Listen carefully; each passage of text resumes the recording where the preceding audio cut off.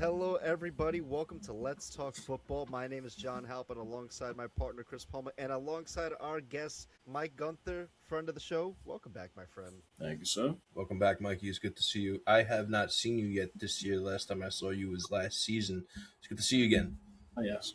Hey, it's a pleasure to be back. So, for those who have not seen before, Mike joined us earlier on in the season to talk about his team, the Jacksonville Jaguars, as you can clearly see. And he did say at the end of that episode, if the Jags make the playoffs, I will be back on. And here we are, Wild Card Weekend, where the Jags made the playoffs and won the AFC South. So we have. Would have thought it. Who would have thought it, man? But we have a lot of great games to get to this wild card weekend. So, gentlemen, I say let's just get right into it with the Los Angeles Rams and the Carolina Panthers. Very interesting matchup. CP, can I get your thoughts on this game? I cannot believe the Carolina Panthers have a fucking home game. I just want that. I want that to be like that's division champion. Yes, Carolina Panthers. that's division champion Bryce Young. Now, I still believe he is the shortcoming of that team. I would think they would move on from him after this year. This, in my opinion, is probably the most clear-cut one-off game of the entire wild card weekend. But the Carolina Panthers are so inconsistent, they could just beat the shit out of this team. They could just turn around and make the inconsistent greatness happen and beat this team. I don't know. I still don't know what to make of this Panthers team. Mikey, as your fellow Cat alumni, how do you feel about the Panthers winning the NFC Look, South? just because they came into the league at the same exact time, that's where the similarities end. They're cousins. No, I'm similar with respect to. I'm not really sure how to analyze that team. I think that they made the playoffs more so because of the Tampa Bay collapse, and not so much that they were kicking ass. Carolina, if Tampa had their shit in order, we wouldn't be talking about Carolina. Mm-hmm. So I don't see it going well for them. I think the Rams are going to roll them. It'll be at least a 2-score game by the end of it. At least, right? Yeah. For whatever reason, 36-14 is coming through my head. Jesus Christ. But that's realistic too, which is crazy to think about because the Rams have been so prolific on offense, despite them kind of stumbling at the end of the season and losing to the Falcons and losing to the Niners. It towards the back end of the season, they definitely the losses caught up to them, and that's why they are a wild card team and on the road.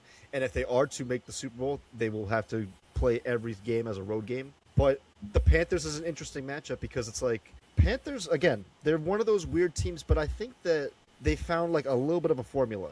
Running the ball, solid defense, and Bryce Young, please don't turn it over.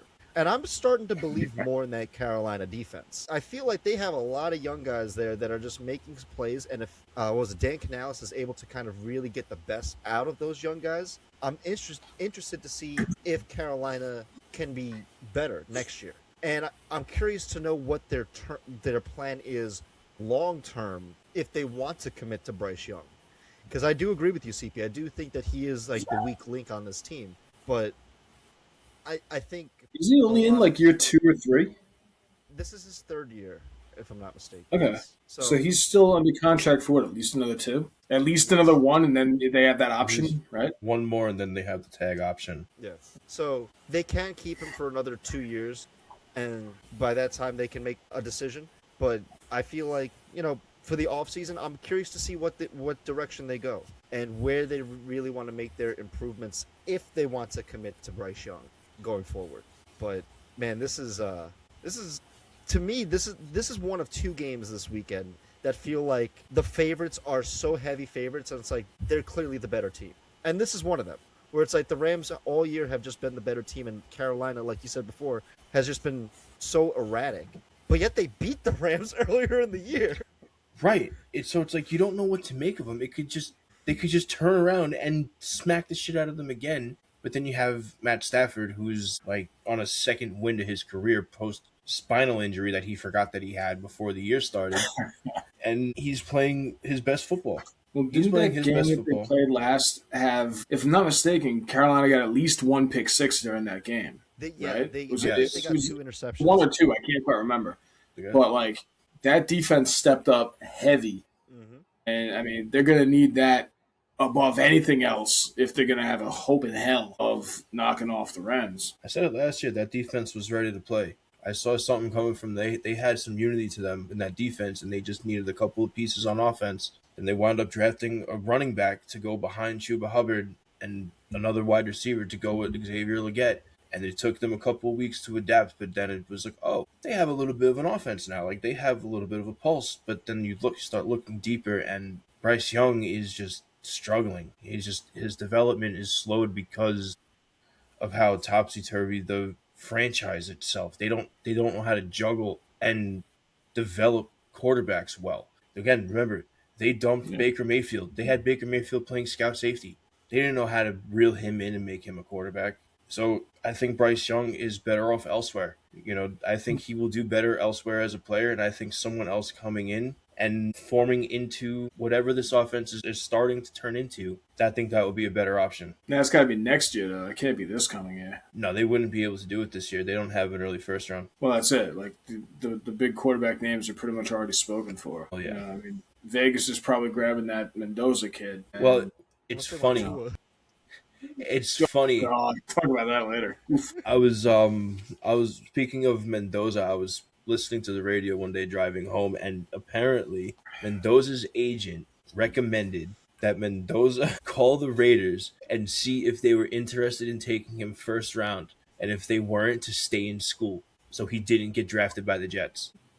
Yeah, that makes sense. Yeah, I could totally see that. That's logical. Yeah, That's don't logical. voluntarily go to the laughing stock. You know it's bad when your franchise is viewed worse than Cleveland. Well, let's start with the simple fact that your stadium is the butt end of a joke. But in a simple jokes, It's true. Very true. the ACL killer right there. Like we could probably do a good solid hour ripping the Jets apart. I mean, we could just There's still a lot before to we get off. unpack I do want to say off the Jets. I do want to say they did achieve the unbreakable record. They did not record a single interception this entire season. They made history. That may be one of the most wild stats in the last century of professional sports. It's just out of this world. Like the first thing I can think of equivalent wise is like in hockey, either not getting a shutout all year or like not getting a power play goal all year. Or something extreme like that, like almost unheard of. I bet you get one. You get one, especially because you played Tua in the last 4 weeks. And the worst thing about it is this happens during a time period where they're playing the most games in a season ever. Mm-hmm. You got 17 games to get one interception, and they blew it. It's a defensive turnover. It doesn't even have to be an interception. It could be a fumble. No, they have a defensive turnover. They have fumbles. They just don't have a single interception at all. I thought it was full defensive turnovers. No. They have fumbles.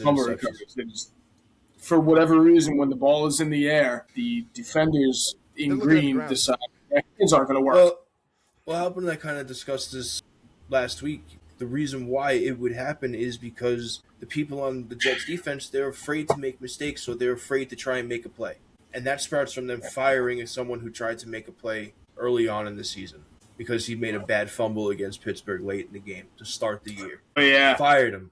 Fired the kid off. Forgot about that. That sets a principle. You can make no mistakes. Yeah. And you're in year one as a coach, and you set that precedent immediately. You can make no mistakes here. Yeah. So then guess what? I'm not going to go for any type of play.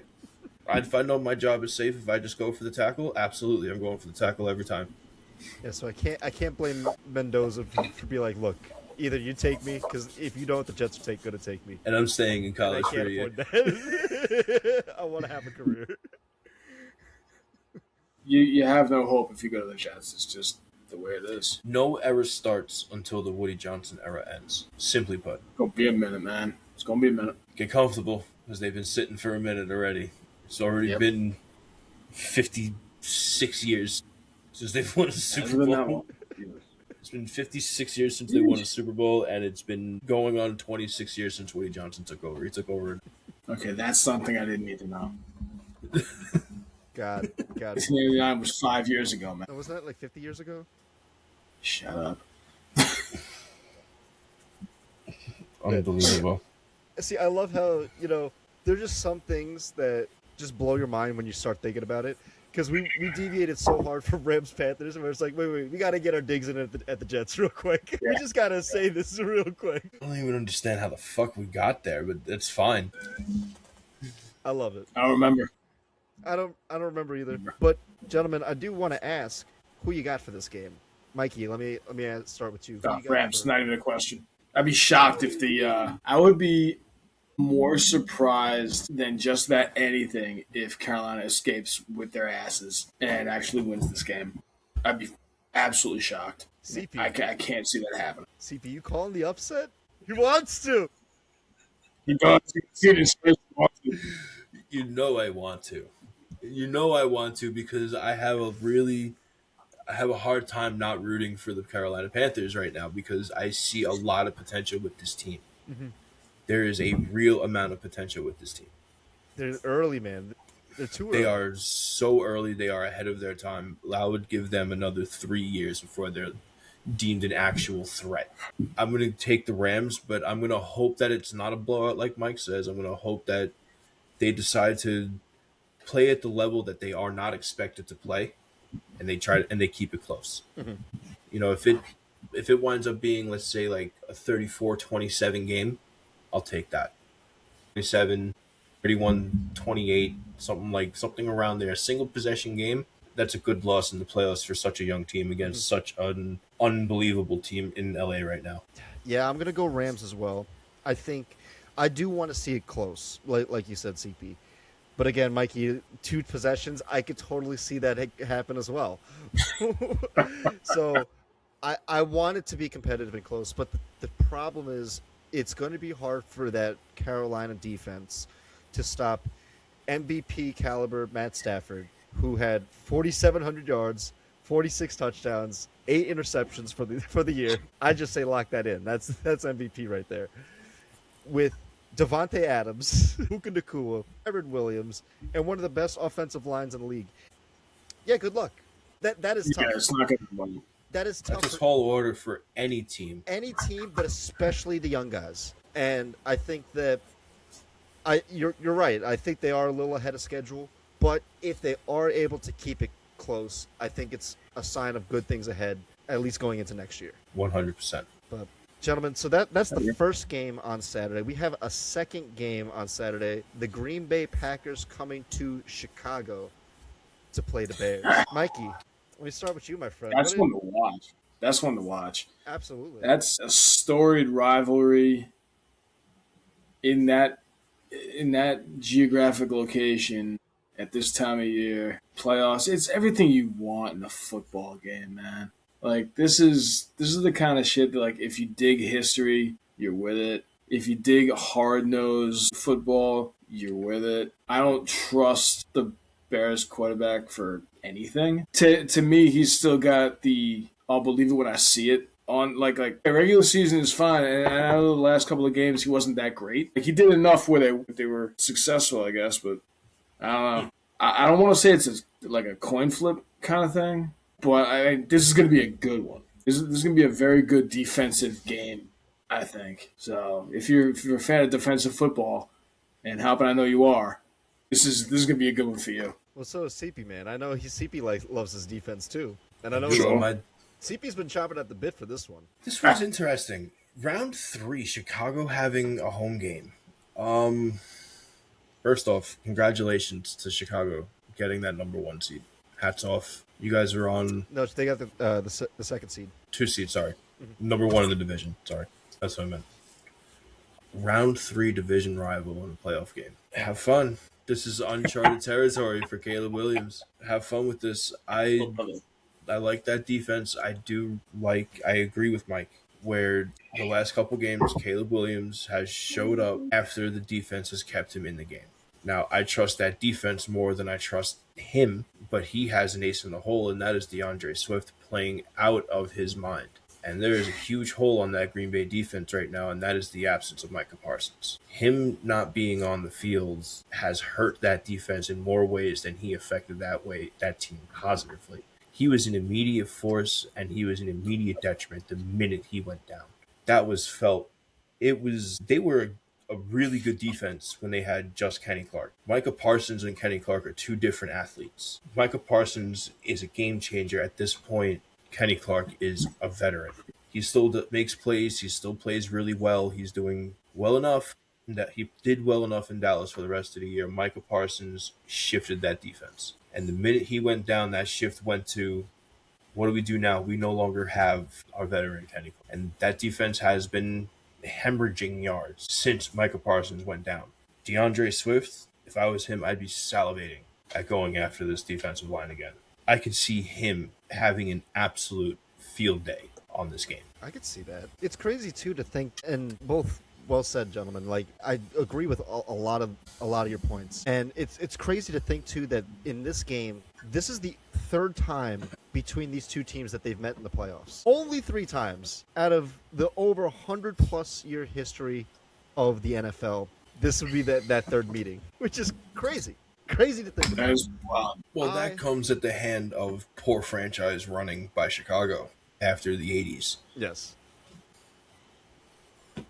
Yeah, they didn't do that well after that. It was a long time before the Bears were relevant. And it seems that the Bears, since that time, they seem to have like one great season every decade. Like in the 2000s, they had 2005. One great year, they made it to the Super Bowl. They made it, but they didn't get it. And then they had, what was it, 2018 with the Khalil Mack defense, and the double doink, ending on the double doink. And now they have the Caleb Williams, Ben Johnson Bears. So this seems to be that year. I'm curious to see if they can continue the success that they had this year, next year. But this year has been very impressive for the Bears. I just wish that this game, Green Bay was healthier. I agree. To all the points that you said, CP, because once Micah Parsons went down, that whole team shifted. But to also kind of zoom out a little bit, too, in the context of that game, that was against Denver.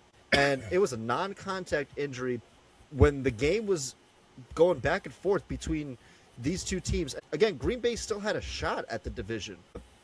That loss sealed their fate to be a wild card. And from there, they got absolutely crushed by Derrick Henry the second to last week of the season. And last week, they lost to the Vikings 19-3.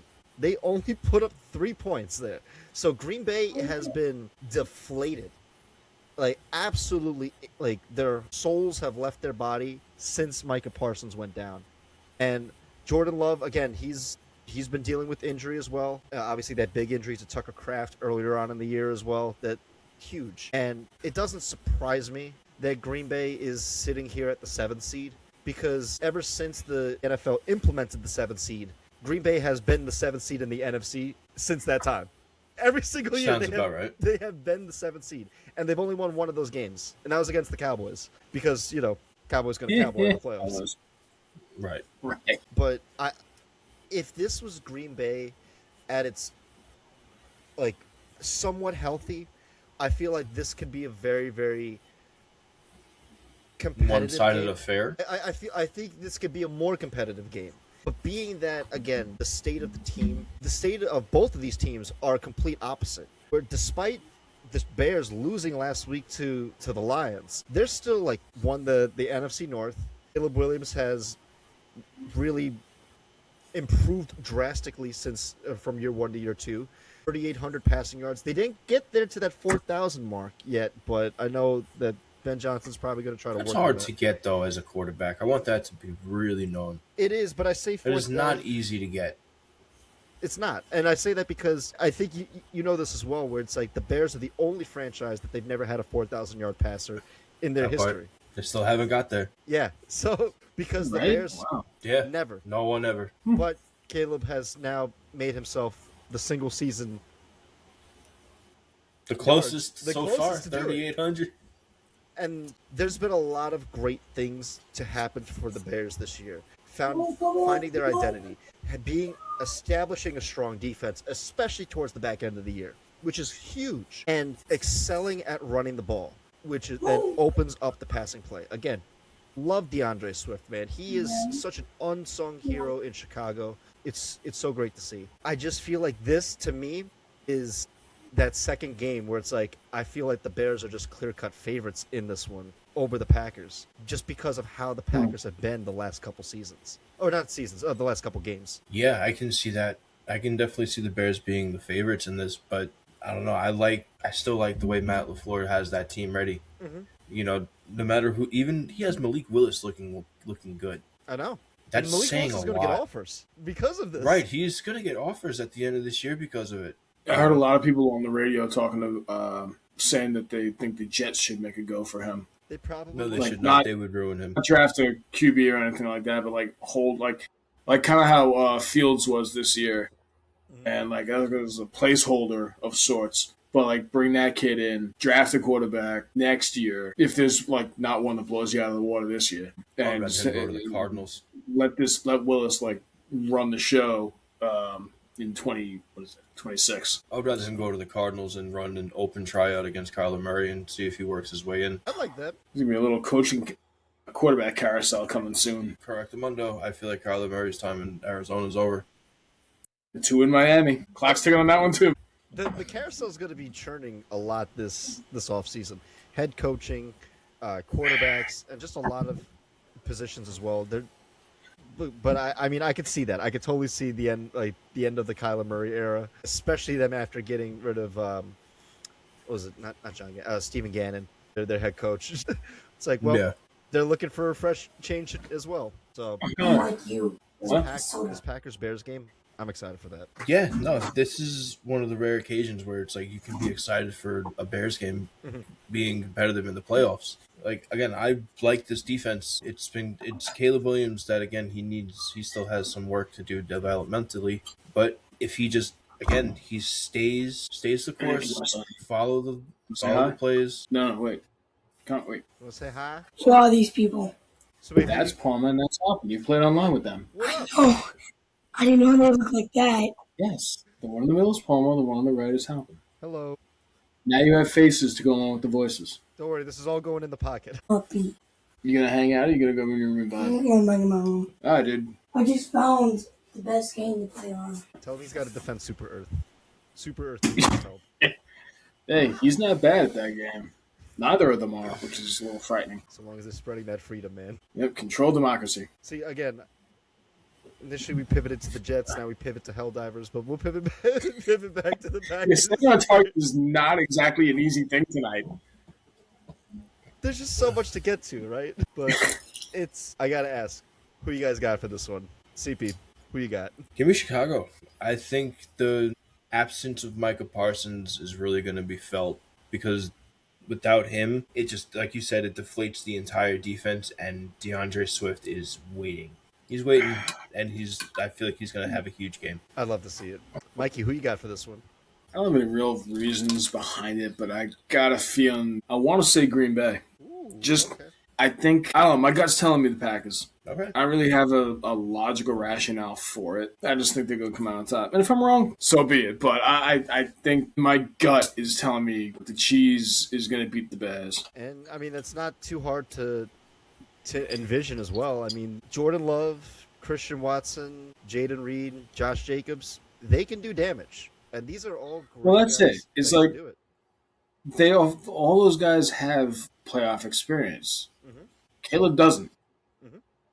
And for some guys, it takes one shot at failure in the playoffs to go, okay, that's what it's like. I got my ass whooped. Next time I get there, I'm going to be a little more mentally prepped for it. Mhm. I don't know if this kid's got the mental strength, I guess, to handle that kind of pressure. He might, and if he does, good on him. You know, it'll be better for the franchise. It'll be damn good for him. But I don't know if he's quite ready for that yet. So I'm gonna have to go Green Bay. I mean, I don't blame you because it's like, again, we just don't know what he's going to look like because playoff football is a totally different beast. And there's a lot of young quarterbacks that this is their first time in the playoffs. And like Caleb, this is going to be under the bright lights and it's win or go home. And those games are always tough, especially against division rivals. Those are always tough, but always Right. fun. Yeah. Oh, this is gonna be a good one. I think this one's going to be a good one as well. I could definitely see a more low-scoring affair, defensive battle, and I think the Bears ultimately come out on top of this one. So One score game. I'd like to see it. I would definitely like to see it, especially like in the frigid tundra that is Chicago in January. Awesome. So those are the two games for Saturday.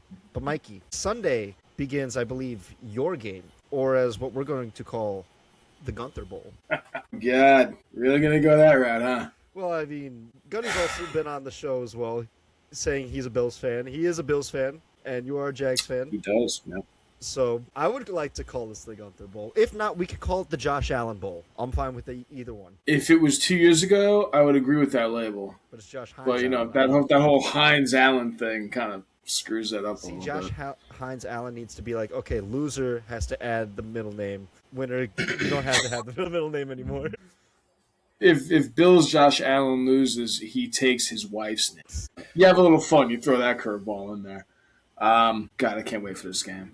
I absolutely can't wait. This is. I am so fucking nervous about this game, y'all. I just as good as the defense has been, and as many takeaways as that defense has had all year, and as awesome as these two guys behind me have been doing the last 5-6 weeks, Mr. Duval has the team busting their asses.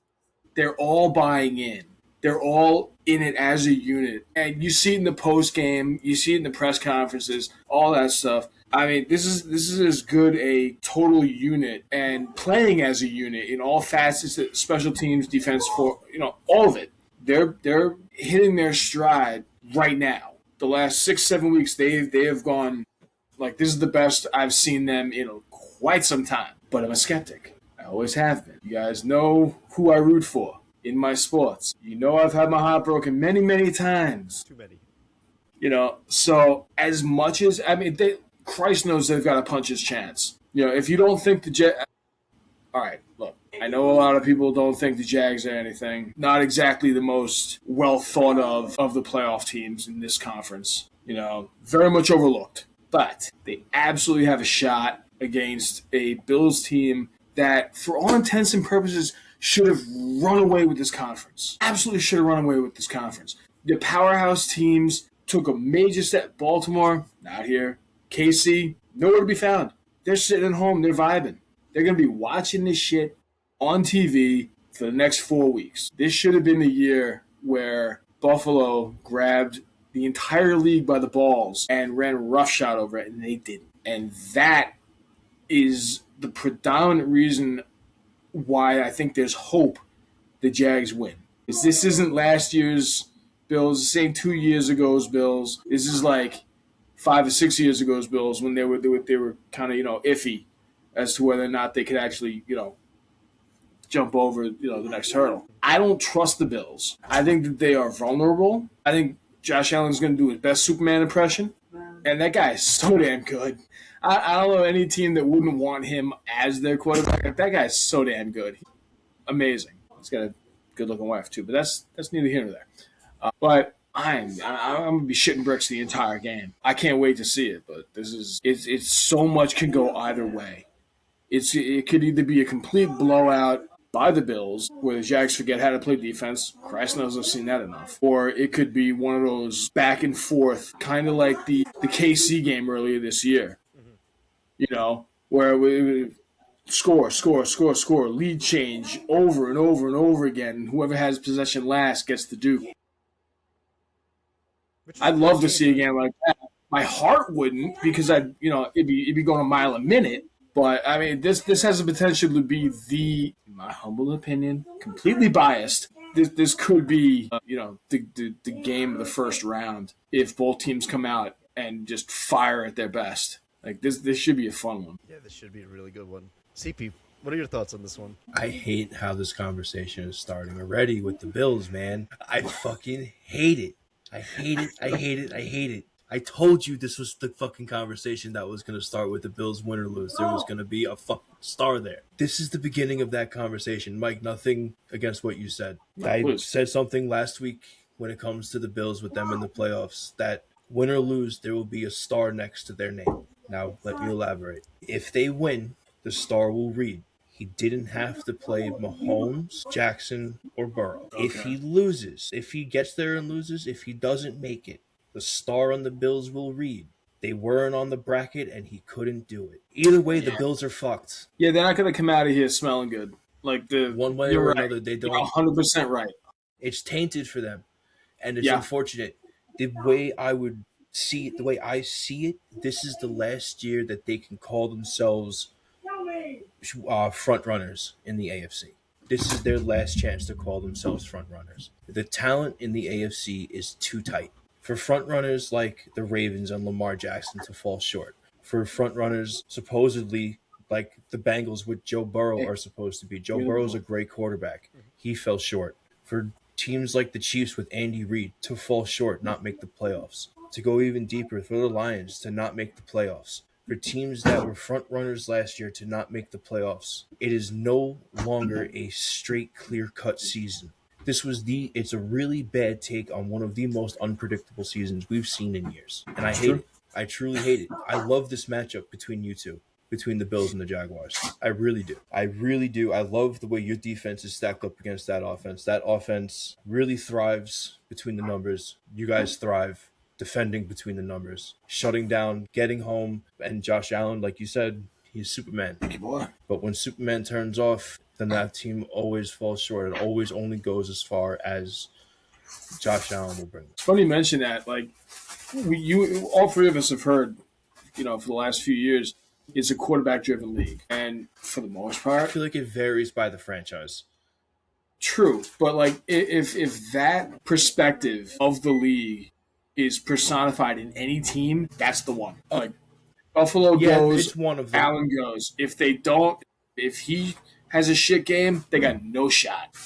Yeah, they live or die by him being on his A game. And that defense all year has been good at exploiting teams where they find themselves dependent at crucial points. And at most crucial points of the game, the Bills rely on Josh Allen to be great. Yeah. And this year is the most proven of any year where this is a full roster team. You have to be a complete team. You can't just be a great quarterback. You can't just be a great running back. You can't just be a great coach. You can't just be a great edge rush. You have to be a complete team in and out to be able to make it to the next step. Right. I mean, unless you're the 2000 Ravens and you just, We are in beat the living hell out of them. 2026, my friend. That's what I'm saying. We are in 2026. We have to find, this is a full team affair again, and this is the most proven season, in my opinion, that we've seen in a very long time. Very wide open. I could totally agree with that too. And just to piggyback off what you guys said, the reason the Bills have not, as you put it, Mikey, have not grabbed the league by the balls this year is because of their defense. Their defense is their biggest Achilles heel going into this playoffs. They cannot stop a run to save their life. Now, do they give up a lot of points? No, they don't give up a lot of points, which is nice, but teams that are able to run the ball on them typically find success running the ball on the Bills. And so if the Jags are really going to grind out this game against the Bills, shorten the game, get tough yardage with ETN, get in some run plays with Trevor Lawrence, and really start draining the clock and dominating time of possession, and then you don't have Josh Allen on the field. And then he has less possessions to be Superman. And you'll just take all the clock. And that's typically what we see in teams that do it. And, I mean, hell, last week we saw with the Steelers and the Ravens. Steelers dominated time of possession. And that's typically what the good coaches like to do in these sort of matchups. And Sure. I think it's safe to say that Liam Cohen is a good coach. Again, I want to see it for a second year. But again, you could put this year and Ben Johnson's year, and either one of these guys, coach of the year, they might have to split it between these two guys because of just how successful, how quickly they brought a team that was so horrendous last year to division winner success and can go on a playoff run this year, which is crazy to think about. And for the Jags, it's been great to see in real time them grow as a franchise, where it's like the magnitude of games becomes greater every season. And what I mean by that is, like, you remember a couple years ago when they beat the Chargers? That was, I think, And we said that game at the time was their best win in probably their franchise history, because that changed the entire perspective of how we see the Jags because of that playoff game. Now, granted, 2 years later, they shit the bed last year, clearly, but but getting the right head coach to really unlocking this team's potential, huge. And now to be 13-4, AFC South division winners, and you're hosting a playoff game that if you beat the consensus Super Bowl favorites this year, the Bills were like Super Bowl favorites even going into the season, along with the Ravens. If they beat the Bills, this would be the greatest win for the Jags as a franchise, because you change. Also, bear in mind, they're doing all of this without their first round pick. They're doing this without, I think it was number 2, right? What, Travis Hunter? Yeah. They're doing this all without Hunter. Three, I think, yeah. On either side of the ball. They're doing this without the guy. Yep. He got hurt in London, gone for the year. The acquisition of Jacoby Myers was such a brilliant play. Huge. Solid move. Guy, the instant chemistry is Howard Lawrence has just been ridiculous. They're doing that without Hunter. They're doing that without Brian Thomas having anywhere close to the year he had last year. There are guys who have had shit years, and yet here they are. It's a testament to the coach that he's gotten this team to this level, and actually didn't let that whole crappy intro press conference, weigh him down all year. So I know you love that. I love that. So, oh my God! I laugh every time I see it. I'm out for like 3 weeks following that shit. So bad, But he seems like he's the right guy for this quarterback. And it's funny, y'all brought up Mayfield failing in Carolina before. He went to Tampa. He had Cohen as his guru. His OC, yeah. And he got really, really good. And he leaves, and he's showing Lawrence, and Lawrence has his best year. Mm-hmm. This guy might be the coach. Hey. The players are good. Obviously, they made it to this level. But, this guy, there might be something to this dude. He might have the secret sauce, man, to unlock it. He might. CP, I want to play a quick game with you, my friend. I want to give you blind stats, and I want you to tell me which quarterback you like. Oh, shit. Quarterback A, 3,800 passing yards, 28 touchdowns, 8 interceptions, 68 completion percentage, 500 rushing yards, and 5 touchdowns. Rushing touchdowns. Okay. But sacked 40 times. Okay. Quarterback B, 4,000 passing yards, 29 touchdowns, 12 interceptions, 60% completion percentage, 250 rushing yards, and 2 touchdowns. Sacked 41. Which one do you like better? They're virtually the same person this year. I would go B, truly, just simply because they have a little bit of a better offensive line. Mm-hmm. Well, again, quarterback B was sacked 41 times. Quarterback A was sacked 40 times. No, I would still take B. Okay. Well, A is Josh Allen's stats for the year. B is Trevor Lawrence's stats for the year. Right. Trevor Lawrence just had, again, and we don't think he had a great year. He had a fantastic year. Again, aside from that completion percentage, that the stats are nearly identical. Which is crazy to think about. And it's we don't typically associate in our minds that Trevor Lawrence is that caliber of player that we have thought him to be. Maybe, again, not generational talent, but he has... Very good quarterback at this point. If we think highly of Josh Allen, then it's Trevor Lawrence just put up the stats to just kind of match that play that Josh Allen had this year. And if not better. Because, again, you chose him blindly. And it's he's been, on the last couple weeks, on such a heater that they are scoring at a minimum 23 points. But they Here's something for you guys. Yeah.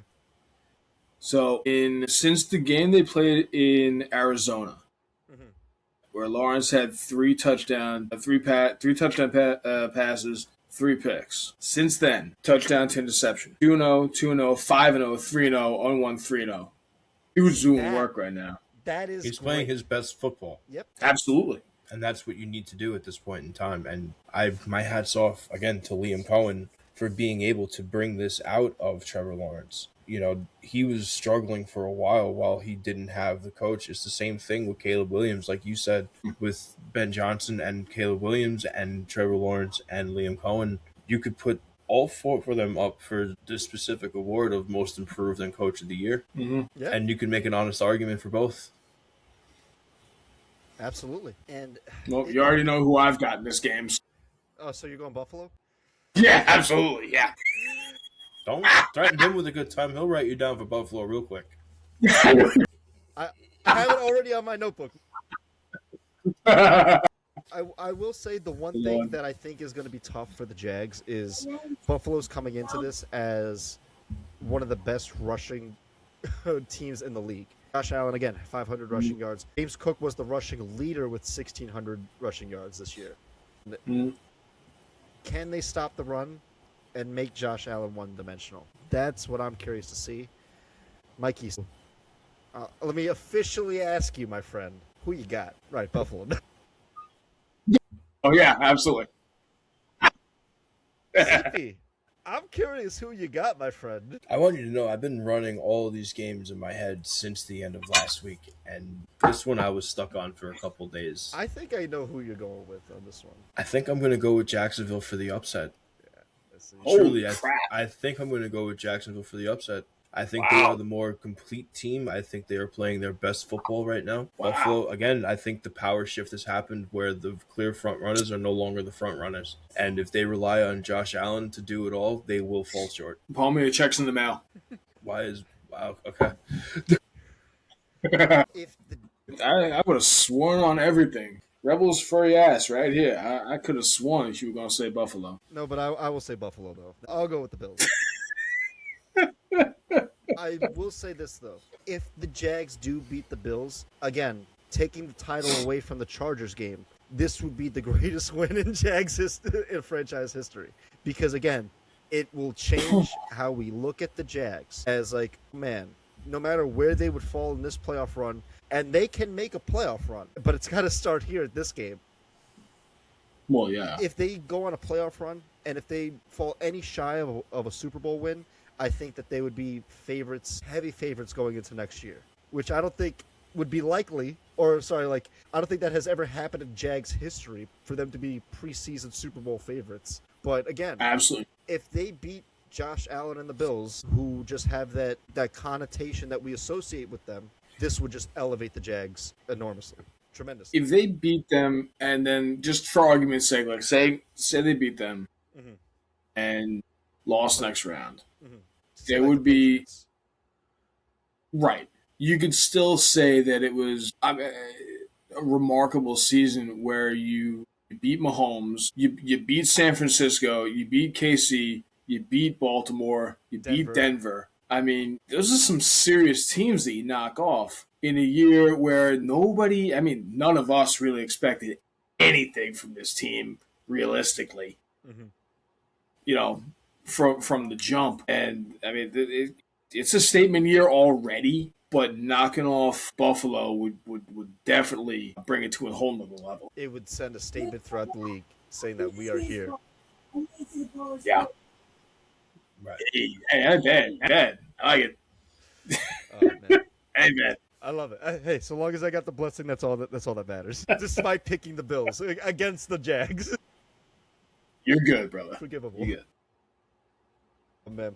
Again, this is a great game, and if ever there's a way to for both of these teams to win and move on, I think everyone would love to see it because this game is just so great. And I think that the next game, the 4:00 game, I think most people want both of these teams eliminated this game because of the 49ers and the Eagles. I think again, more so it's because we've seen these guys before, right? We've seen them time and time again, and they just keep popping up, and because they're just great organizations with great talented players. And now the 49ers come to Philly to play the Eagles. Interesting matchup. But CP, I want to get your thoughts on this one. This is probably the most interesting game of the weekend because, like Liam Cohen and Ben Johnson, Kyle Shanahan has an argument for Coach of the Year. The fact that he is bringing a team essentially on crutches to the playoffs, a team that is so hurt, that is still playing so well, he has properly developed Brock Purdy into a really, good quarterback that can bring that team places. And the downfall of Philly's offense needs to be studied. Them losing their offensive coordinator at the end of last season was a domino effect into what we see as their struggling offense. Nick Sirianni needs good coordinators.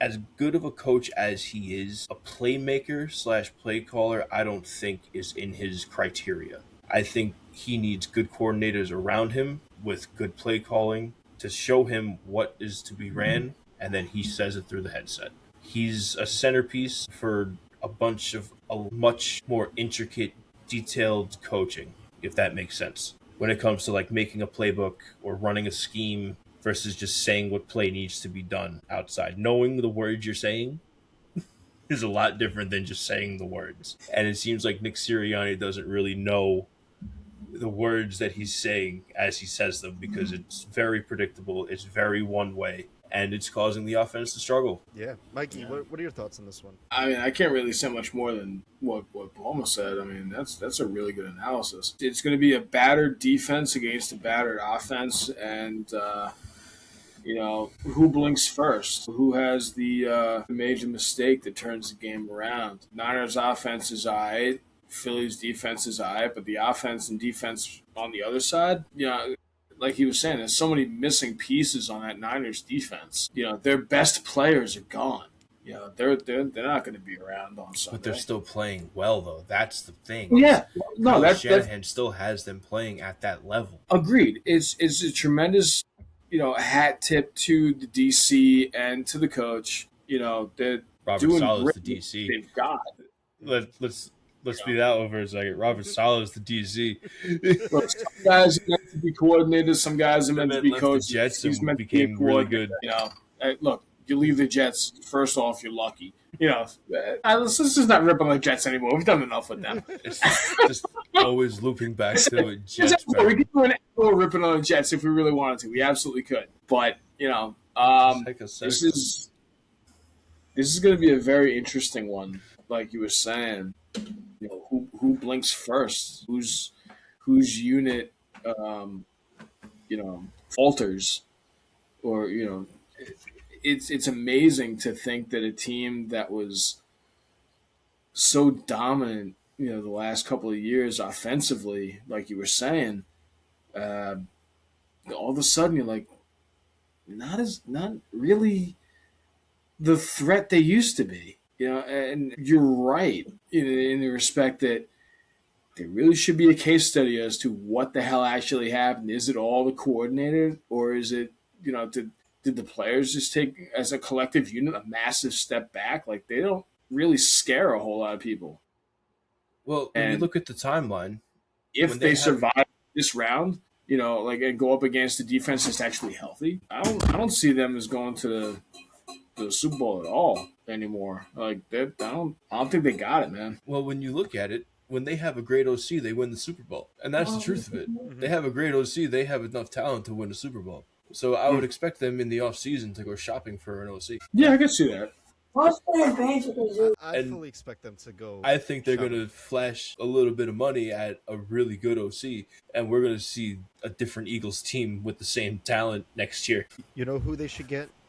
They should get Mike McDaniel from No, they should get Mike McCarthy.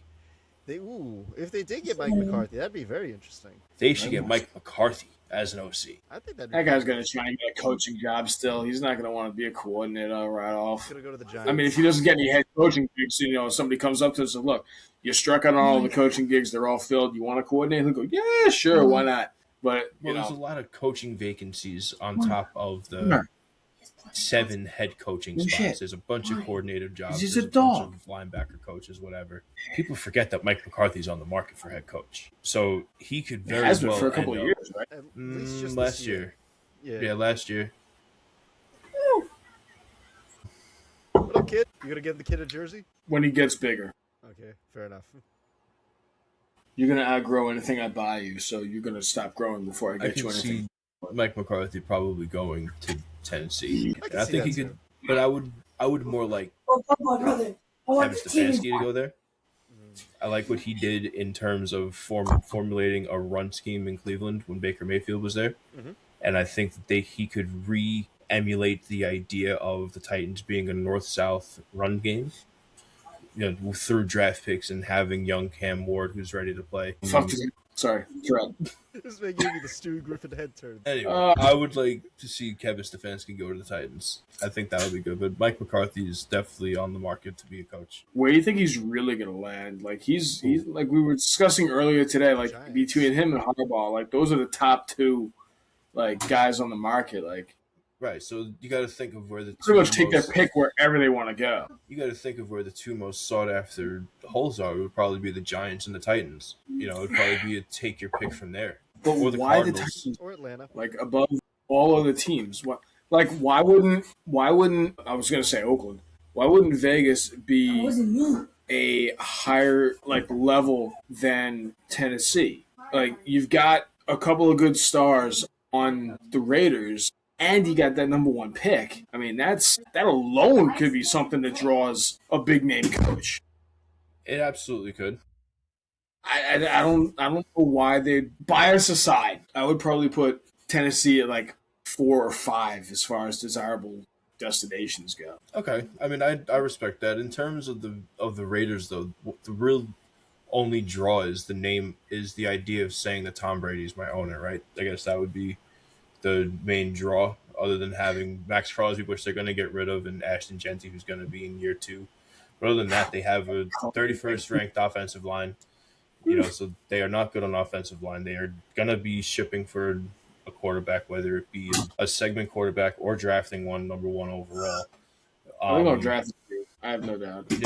So if that happens, they're starting from scratch. So if you do want to go there as a high-name coach to start from scratch, fine. But you also got to remember, Tom Brady's kind of an absentee owner because of his panel job on Fox.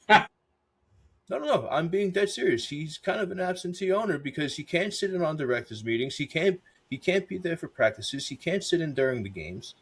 So He's in a terms of he's a draw, right? He's a big market draw.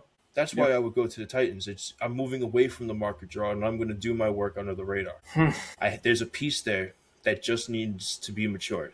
Because of how low we are, we have a high round draft pick and high round draft picks for years to come. Let me work under the radar and formulate a team that is built on an older legacy that has been reigned true up until a couple of years ago of being a great North-South team with a quarterback that doesn't make many mistakes. Cam Ward clearly seems open to working and becoming better at his craft. They need pieces. They are in a lot of trouble right now.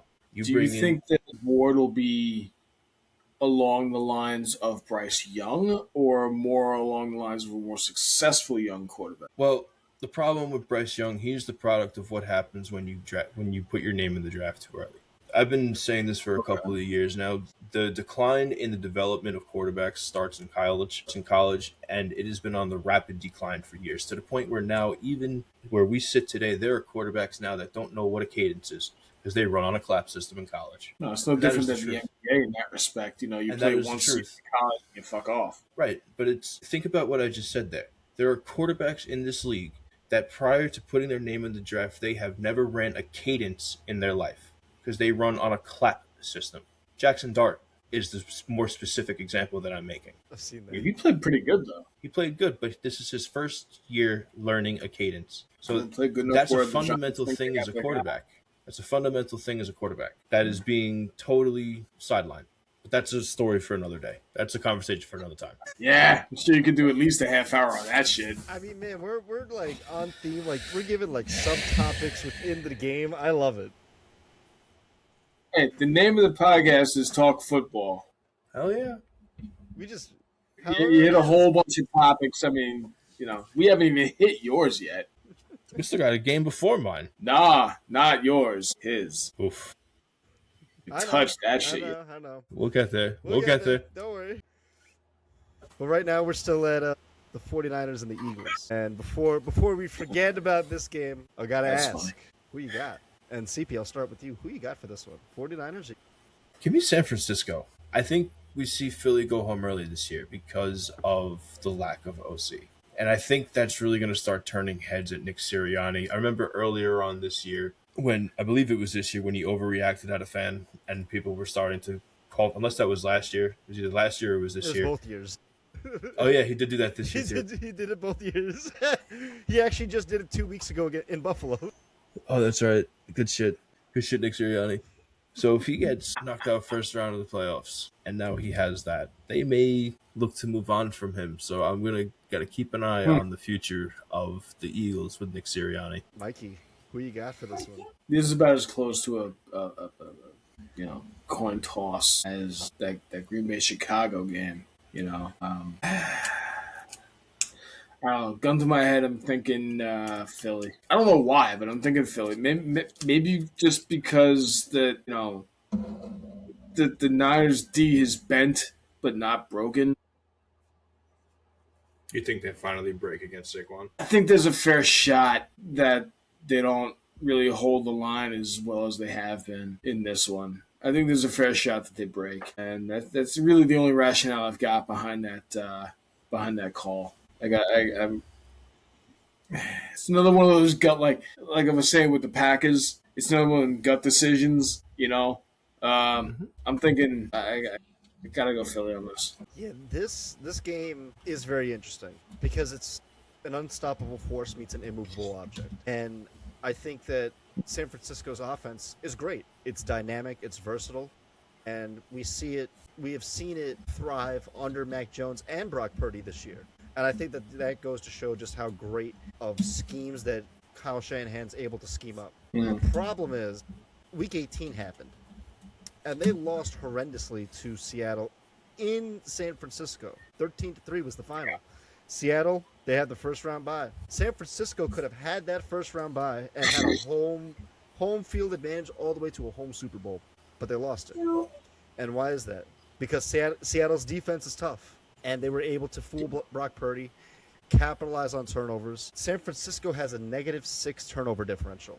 So despite how good they are, they turn the ball over, and that's been Eventually that'll come back to bite you. They'll come back to bite you. Brock Purdy's had he's only played 8 games this year, but he's had 10 interceptions. No, not 8 games. I'm sorry. Is it really? No, he's played more than 8 games.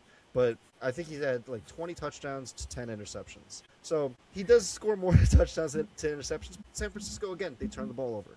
I'm going to go with Philly.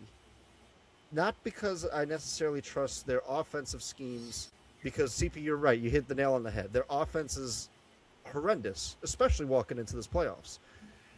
Because they're just halves of football where they only get less than 10 yards of total offense in a half. That's not sustainable in the playoffs.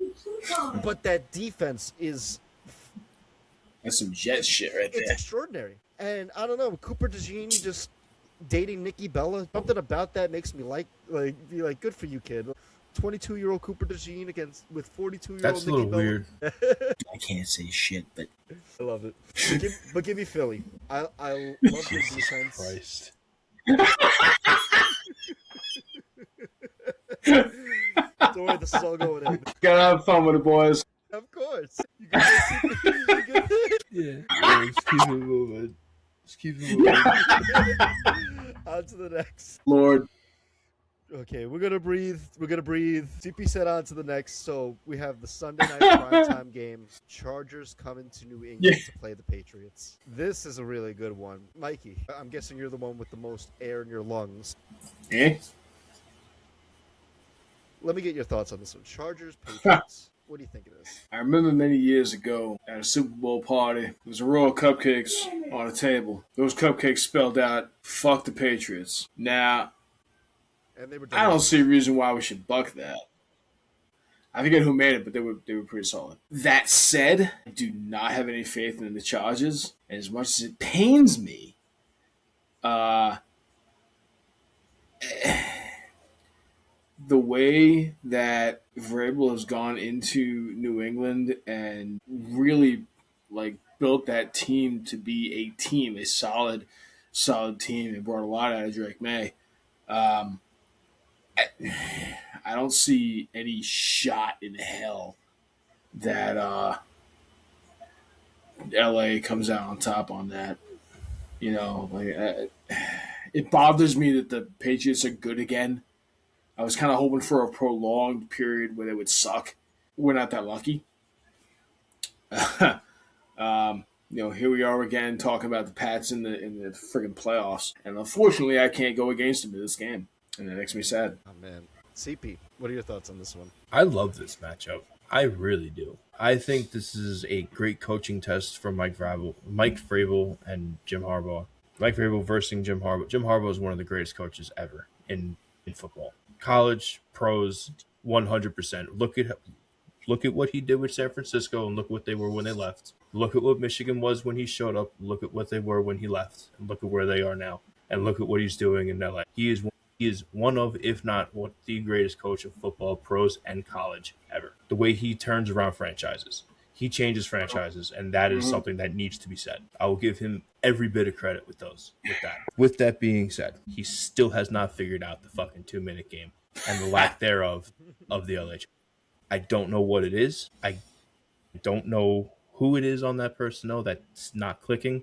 Maybe it's Justin Herbert. They cannot get a 2-minute game figured out. On the other side, they are one of the most patient franchises of all time.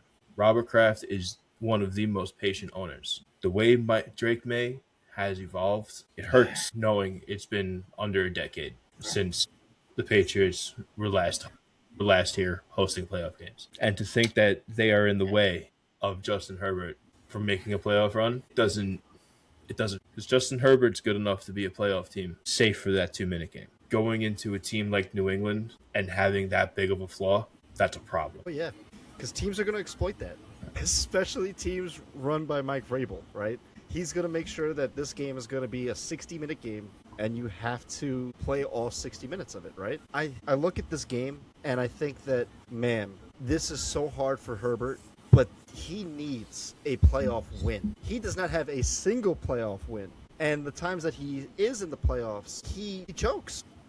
He's getting his ass kicked. He gets his ass kicked. Like, he had that complete meltdown against the Jags a couple years back.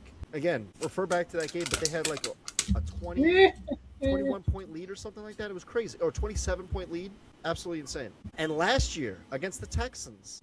One of the great playoff collapses of all time. And last year, against the Texans, he had 4 interceptions against that defense. And he barely turned the ball over at all throughout the regular season. So, I don't know. I think maybe the lights get bright for Herbert, but it's going to be tough. But if there's any quarterback that needs a win this weekend, it's Justin Herbert. But it's going to be so tough against this Patriots team for all the reasons that you said, Mikey, and all the reasons that you said, CP. This is a complete team run by a great head coach. It's not going to be easy for either of these guys to come away with a win. It's going to be a full 60-minute game. It's going to be that chess match that we always like to say. And again, this is one of those games I could see go either way. This is that 50-50 game. But if New England takes control early, I don't see the Chargers taking control back. I agree with that wholeheartedly. Man. But this is a good one. I'm excited for this one. Who you got for this one? Chris Palmer. I hate saying it. No, I don't. The Patriots are going to win this one. It doesn't feel good knowing that the Patriots are great again, but it's hard to not be a fan of what Vrabel's doing with that team, just from a football perspective. Absolutely. Mikey, who you got? This is one of those, who does your heart want and what does realism say? Like, my heart wants San Diego, LA to knock off the Pats, because fuck them, but I don't see it happening. The logical mind says Pats take the game, but my heart absolutely wants the Chargers to knock the friggin' Patriots out of the goddamn playoffs. I hate games like this, but I guess I gotta go Pats on it. I don't blame you, because I'm gonna go Pats as well. And again, like you were saying before, CP, Jim Harbaugh is one of the greatest coaches that football has seen. The sport of football has ever seen. This man oozes with passion at every level of the game. It's crazy too, because the Chargers, this seems to be like a franchise curse of choking in the last 2 minutes, because this has been going on not only for the last couple years, but just throughout their history as an organization. And I want to know if Jim Harbaugh can be the guy to break them out of that. Just do it for a game and then figure it out. Yeah. Just do it for a game and then figure it out. If he's able to do it for this game, this would be huge. And this would put a lot of eyes on LA. But man, he's got an uphill battle to climb. and I'm gonna take the Patriots to beat them. Hell yeah. Oh man, he stepped away, man. Stepping away. Also, I think we're on a little bit of a delay as well. I think it's like a second and a half. Okay. You lagged out for a second while you were talking before, but Yeah. you can't, like I your know, face wasn't moving, but the audio was happening. Okay. There you go. Yeah, I've been having a little bit of freezes here and there, but at least nothing's dropping. Knock on wood. But Not yet, at least. Thank God. it is a little laggy for me at the moment. I don't know how your quality is. Your screen is just grainy. It's as usual. Okay. But other than that, it's fine. Where the hell did Mike go? He just fucking man, got this up man and don't left. love us No, anymore. God. Just got up and left with not a fucking word. In the middle of an interview, just gets up and leaves. I hope you keep that. I want you to keep it in there too. Of just the fucking no silence, no fucking words, just up and gone. Where the Pure fuck silence. is he? Where the fuck did he go? Miguel! Sir, Wait for it, you would have failed this job. You would not have gotten this job. Bro, if this was a job interview, man, it's like you just up and leave to go to the vending machine? What the hell? You just fucking said not a word and just put his mic dropped. I'm out. He's like, I gotta poop. And then just walks out of here. Where the fuck is he? Look, when the Steelers broke, you have to answer. Mike, I said I'd be right back. you did not. I did not I hear did so. You did not. Excuse y'all, we're talking. You're wrong. Jamie, roll it back. What's We're the keeping question? that. I want you to know. You didn't say a word. We were wondering where you went. You'll see it. I said I'd be right back, boys. I don't know. Look at look. I said it. Okay, so those Alright, where are were we? Saturday and Sunday's games, and we have one last game, and that is Monday night. That's the Houston Texans against the Pittsburgh Steelers. But I think before we get to that game, we got to talk about last week's game between the Ravens and Steelers, just a little briefly, because there's a lot that happened there. Steelers won. Great game, first and foremost. That was one of my favorite games from the Ravens and Steelers. I don't think we've had that good of a game since the Antonio Brown over the goal line game. I agree. That's probably like I watched the highlights. This game was absolutely out of this world. yeah, this game was two different games from the first three quarters to the fourth quarter. The fourth quarter was a totally different game. And it was one of those games where so much emotion, so much momentum happened, and both quarterbacks came in the clutch multiple times within the fourth quarter. Got to give my hats off to Aaron Rodgers. He got it done, and he was great against that Ravens defense, and made some amazing throws that only Aaron Rodgers can make. And Lamar played great and brought us in position to win the game. But of course, you know, Ravens got to always end the season in a heartbreaking way. Tyler Loop missed a 44-yard field goal, wide right. Steelers win 26-24. Again, under 3 points, as it should be, always. As usual. But last week, when we were talking about this game, I said that the loser of this game, their head coach is going to get looked at in a different light. And whether that is resulted in them being fired or anything like that, it was hard to say. As of Tuesday, on January 6th, 2026, Baltimore Ravens and John Harbaugh, they are parting ways. So now the Ravens seek their fourth head coach. I was wrong last week. We did have three head coaches, but we seek our fourth head coach in franchise history. And John Harbaugh, if he wants to coach, he can go anywhere else. But man, we are entering a different era. This was football news that just like shocked the world, and it's been a lot within at least from that Sunday to Tuesday. My heart can only take so much. My soul bears a lot of agony at the moment because it's very bittersweet. I understand why they did it. However, it's just hard that they did it. But I understand why. Just important news to break. But I want to at least get both of y'all's thoughts on it. CP, I'll start with you. So, again, hats off to John Harbaugh, great rival, one of the greatest coaching rivals I've ever seen as a sports fan. One of the greatest coaching rivals ever will be Mike Tomlin versus John Harbaugh.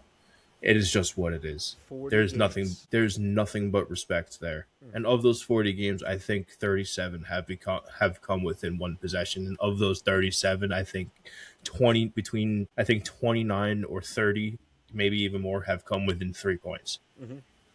So like it's been that tight since day one. Mm-hmm. Nothing but respect for him as a coach. The loss of that game was not the only thing that led to this. His decision makings throughout the year is what ultimately led to this, up to and including his decisions in that game.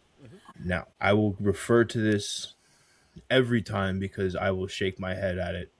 There's things you do, or things you don't do, rather, against certain quarterbacks, no matter the age. So let me ask you: when Tom Brady was in the league, what was the one thing that we always said you can't do with him? Can't run with Can't play the clock game. Yeah. Can't play the clock. Peyton Manning cannot give him the outside. Cannot give him the sidelines. Aaron Rodgers, you cannot get in a shootout at any age. It does not matter. That is a bold move to make, especially when you have someone like Derrick Henry in the backfield. In the first half, you have 121 yards and a touchdown. You are averaging 6 yards a carry. You cannot ice that player and let Aaron Rodgers bait you into a shootout. Aaron Rodgers had an unbelievable game. His arm came alive in that game. Lamar Jackson, be it that it may, he answered the call of calling into a shootout. The decision to make it a shootout was not a good decision.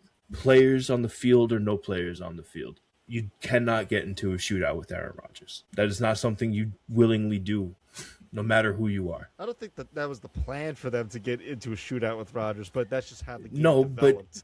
if that's how the game developed, because they decided to ice Derrick Henry. Exactly. If it came down to Aaron Rodgers' arm versus Derrick Henry's legs would slaughter our defense. He would have ended that game with almost 300 yards and probably about 2 touchdowns or more.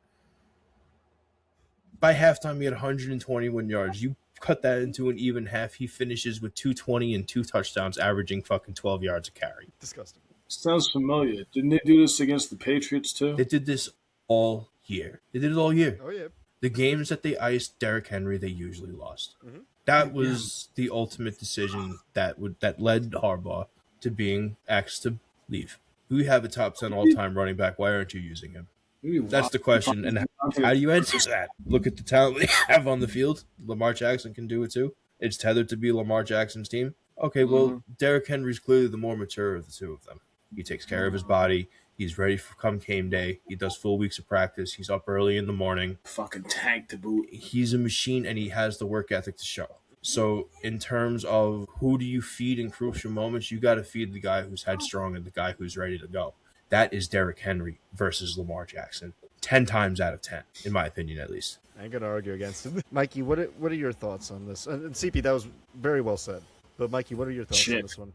I can't fucking build on that. I mean, that's dissecting everything to a T. You know, there's nothing I can build up on that. I would love to see the Harbaugh brothers on the same coaching staff. I think that'd be cool. That would be interesting to see, but I feel like there would be conflict of interest there. Well, yeah, I mean, they're both coaches. You know, one probably wouldn't want to take a backseat to the other. I get it. I respect it. That's fine. But just from an outsider perspective, like, that'd be pretty dope to see.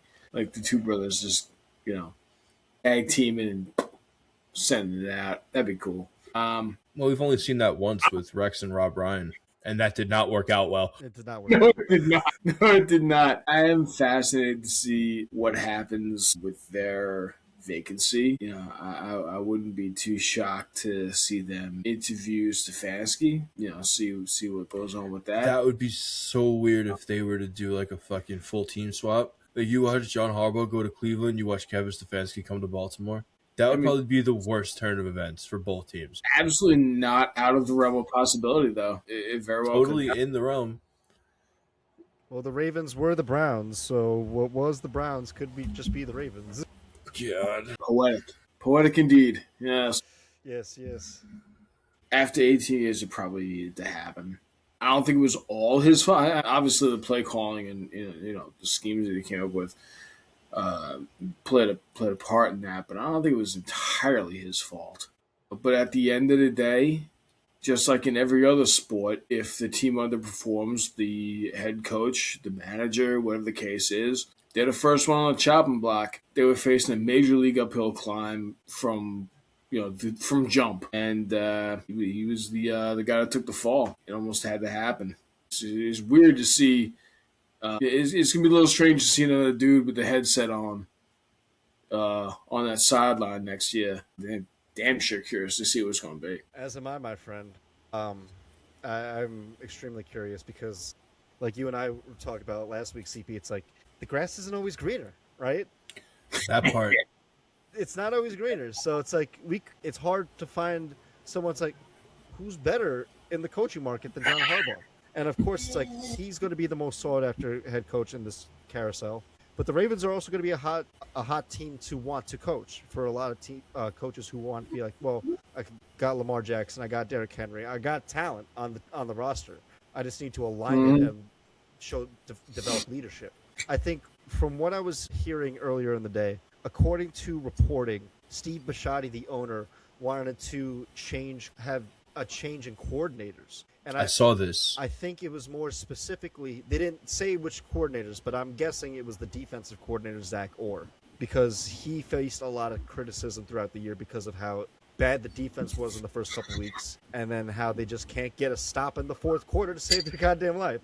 And it's like, why is that? And so I think that being that Zach Orr was under a lot of criticism, they wanted to get a coordinator change. But Harbaugh didn't want that. From what reporting has indicated is that Harbaugh wanted to kind of have his say in who he wanted as the coordinators, and Steve Bisciotti felt otherwise and had to part ways in that regard. And I'm sure there were a lot of other things to that conversation because it was a 45-minute meeting between these two guys. I think that it's bittersweet, man, because again, Harbaugh's like so good, and I'm gonna miss those Harbaugh and Tomlin matchups so much because those were, again, classic games between the two of them. But I think his fate was sealed 2 years ago in the AFC title game. That heartbreaking loss to the Chiefs, followed by another heartbreaking loss to the Bills last year, followed by another heartbreaking loss to the Steelers. And I can go back even further to many more under John Harbaugh. But our season has come down to one moment, and we haven't risen up to that moment. And it's tough.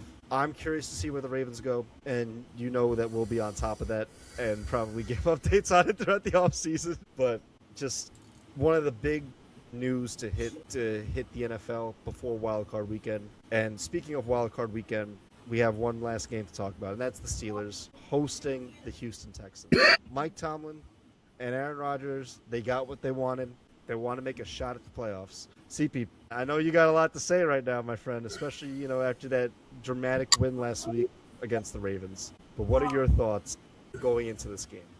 Well, the same thought has been running through my head. It's just been a running question since the moment that our game has struck zero. Can this team win a playoff game? Now we have a Monday night playoff game. Thinking about it, we're rather good on Monday night.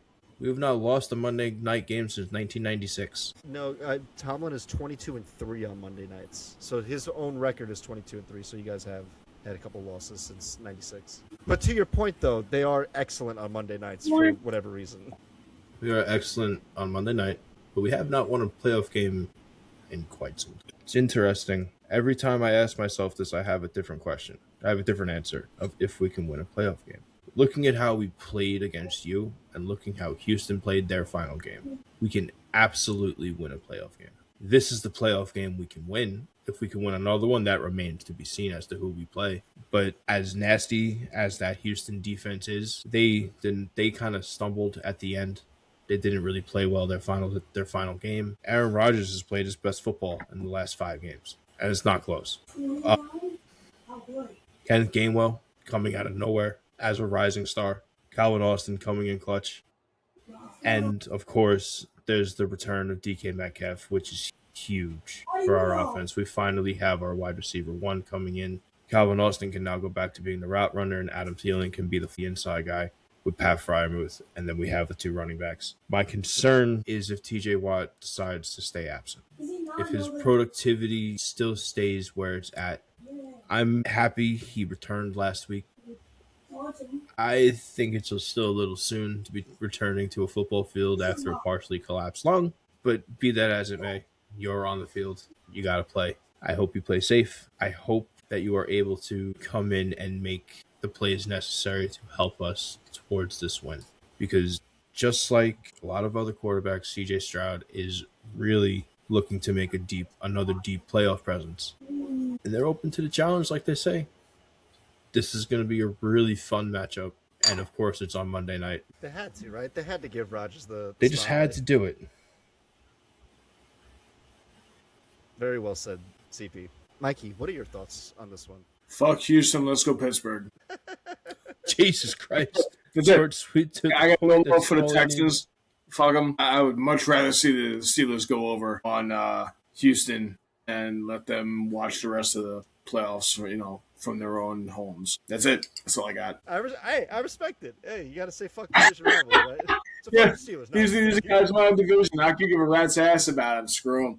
Let's go Steelers. Oh man, I respect it. I respect the fuck out of it. Fuck the Bengals, but fuck the Texans. Shit. That's it. I think that Houston defense, Danielle Hunter and Will Anderson, they're going to give the Steelers offensive line a run for their money, and that their cornerbacks and Mike Tomlin's already been looking at the film on them, and that those were like the players that jumped right out to him. So those guys are going to be the ones that make the difference. To me, I think that Rodgers has proved that you can. He's reliable. He's reliable. He'll get you points. It may not be it may not look sexy as it did in his youth, but he's still reliable enough to get points and drive down the field. And if teams are willing to have a shootout on him, that's on their own volition. I think the way this game is going to be won and lost, it's in the trenches. The way the Steelers were able to harass Lamar with TJ Watt and Cam Hayward harassing them at the line of scrimmage, that's really what's going to be the difference maker there. And vice versa for Danielle Hunter and Will Anderson. If they're able to disrupt everything that Rodgers is trying to do and disrupt that offensive line, it's going to take them off rhythm. It's going to take them off tempo. It's going to be tough. And I think that this is going to be like a 20-17 kind of game, but I'm all for that. But Mikey, I know you going Steelers. CP, I'm guessing you're going Steelers as well, my friend. Come on now. I just wanted to be sure. I'm going to take the Texans on this because of that defense. Blasphemies to the kingdom. I know. I picked against your Jags, and I picked the Texans. Bastard. All right, guys. There you have it. Playoff week has arrived. Please leave a like, comment, subscribe. It is going to be an unbelievable week. Best of luck to you, Mike, with your game. You as well. Alvin, best of luck to you in your search for a head coach. Thanks, mate. No problem, sir. But until then, guys, it should be a fun weekend of football. I also just want to say before we sign off, Mikey, thank you so much for joining us again. It's always a pleasure to have you on the podcast. And again, you're always welcome to join us. Thank you, my dude. It was so much fun. Can you give us one last All right, so hold that thought. Last time I was on, I said if they make the playoffs, I'll come back. If they make the Super Bowl, I'll be back again. I don't know. That's a bold move, my dude. But I'll put that out there too, because, hey, why not? Mikey, send us out with the Duval, baby. Yeah, let's get it. Thanks, guys.